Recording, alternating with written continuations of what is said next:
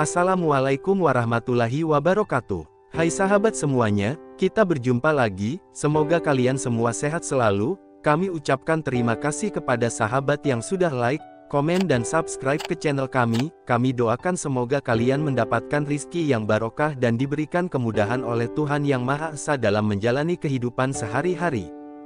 Di video kali ini kami akan mengajak kalian untuk menyelami sebuah kisah yang sangat menarik.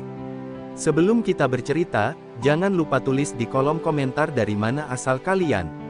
Kami sangat senang bisa mengenal sahabat dari seluruh penjuru dunia. Selamat mendengarkan dan simak ceritanya sampai selesai. Di sebuah lembah sunyi di kaki pegunungan Menoreh, berdirilah sebuah rumah panggung tua yang hampir lapuk termakan usia. Atapnya berlumut, dindingnya dari papan-papan yang mulai keropos, dan di halamannya tumbuh pohon jambu air yang daunnya rimbun. Disitulah tinggal seorang lelaki tua bernama Mbah Wiryo, atau biasa dipanggil Kakek Wiryo oleh warga sekitar. Wajahnya penuh keriput, alisnya memutih, dan matanya menyimpan kedalaman yang tak terucapkan.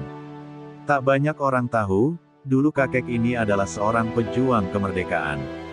Tapi anehnya, tak pernah sekalipun namanya disebut dalam buku sejarah, papan penghargaan, atau monumen pahlawan. Sejak puluhan tahun lalu, Mbah Wiryo hidup sendirian. Istrinya sudah lama meninggal. Anak sematawayangnya meninggal saat masih kecil karena demam berdarah di tahun 70-an, di saat fasilitas kesehatan hampir tak ada. Tapi Mbah Wiryo tak pernah pindah. Rumah itu saksi bisu kehidupannya, dari masa perjuangan hingga masa renta. Warga desa mengenalnya sebagai tukang kayu sederhana. Tapi tak ada yang tahu, di bilik kecil belakang rumahnya, tersimpan kotak kayu tua yang berisi seragam pejuang, parang patah, dan secarik surat bertuliskan tangan Bung Tomo. Tahun 1948, ketika agresi militer Belanda kedua melanda, Mbah Wiryo, yang kala itu berusia 19 tahun, menjadi kurir rahasia yang menyusup dari desa ke desa, membawa pesan sandi dan logistik. Dia bukan tentara, tapi gerilyawan rakyat. Dia menyimpan senjata di lubang-lubang bambu, menyamar sebagai petani atau penggembala kambing. Suatu malam, dia dan dua rekannya ditangkap patroli Belanda. Salah satu temannya mati dipukul di tempat. Mbah Wiryo disiksa, kuku-kukunya dicabut, namun tak sepatah kata pun keluar dari mulutnya. Dia dibuang ke hutan dalam kondisi sekarat, lalu ditemukan warga desa seminggu kemudian. Tapi setelah kemerdekaan, namanya tak pernah masuk daftar pejuang resmi. Tak ada surat sakti, tak ada dokumentasi, hanya cerita dari mulut ke mulut yang mulai dilupakan zaman. Suatu hari di tahun 2022, datanglah seorang gadis muda bernama Rina, mahasiswi sejarah yang sedang menyusun skripsi tentang perjuangan rakyat di daerah pedalaman Jawa. Ia tertarik pada kisah-kisah lokal yang tak tercatat di arsip negara. Salah satu narasumbernya, seorang mantan kepala desa, berbisik lirih, "Kalau kau ingin tahu kisah nyata, temuilah Mbah Wiryo. Tapi jangan harap dia akan mudah bicara."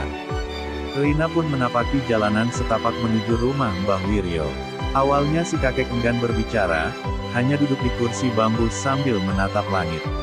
Tapi perlahan, ketika Rina memperlihatkan surat-surat arsip lama, dan menyebut beberapa nama rekan seperjuangan yang kini telah jadi pahlawan nasional, wajah Mbah Wiryo berubah.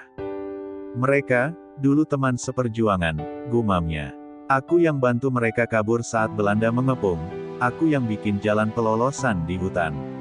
Esoknya, Rina diperkenankan masuk ke bilik kecil itu. Di sanalah ia melihat sendiri kotak kayu tua itu. Dan di dalamnya, surat tulisan tangan Bung Tomo. "Untuk Wiryo, tetaplah di jalur gerilya. Kau bukan sekadar kurir, kau adalah jantung perlawanan rakyat." Surat itu tak pernah dipublikasikan. Rina kembali ke Jakarta membawa salinan surat itu dan mewawancarai beberapa saksi hidup lain yang pernah satu kelompok dengan Mbah Wiryo. Ia mencoba mengajukan permohonan pengakuan ke Kementerian Sosial, membawa arsip, testimoni, dan bukti. Tapi birokrasinya berliku. Permohonan itu ditolak karena tidak memenuhi syarat formal administratif. Sementara itu, Mbah Wiryo hanya tersenyum.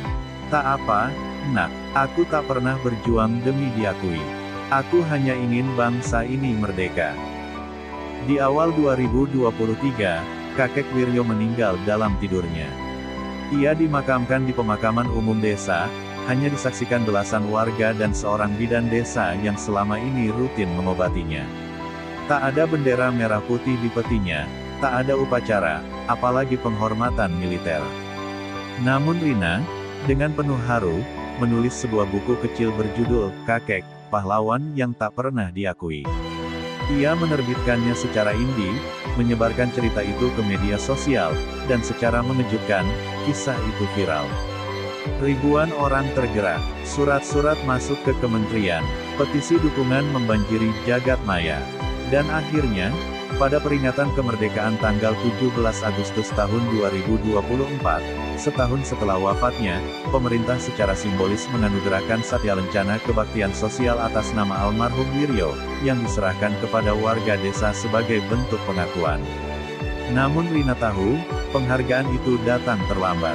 Bang Wiryo tak lagi sempat menyaksikannya. Tapi setidaknya, kisahnya tak lagi terkubur di lembah sunyi. Kini, rumah tua Mbah Wiryo dijadikan rumah baca anak-anak.